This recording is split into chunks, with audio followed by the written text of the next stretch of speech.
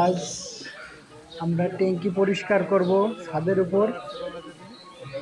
আমি ট্যাঙ্কি পরিষ্কার করতেছি, দেখেন পানির কি অবস্থা, কালার ওরে অবস্থা, পানি কি আয়রন, অতিরিক্ত খারাপ। আজকে অনেকদিন পরে ট্যাঙ্কি সাফ করতেছি। ট্যাঙ্কির ভিতরে এত পরিমাণ ময়লা হয়েছে, তা ময়লা, অতিরিক্ত ময়লা।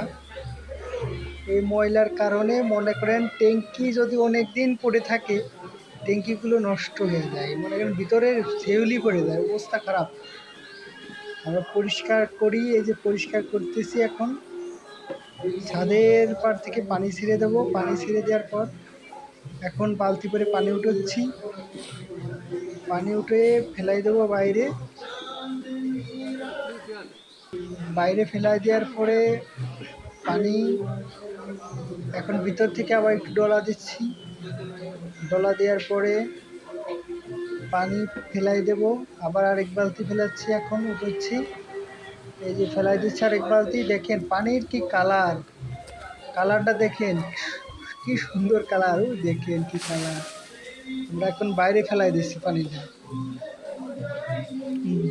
বাইরে সজীব মাথাটা উঠো, বাইরে ফেলানোর পর মাথাটা একটু উঠো, আবার পানি নিয়ে ফেলাই দিচ্ছি। আর একটু উঠো।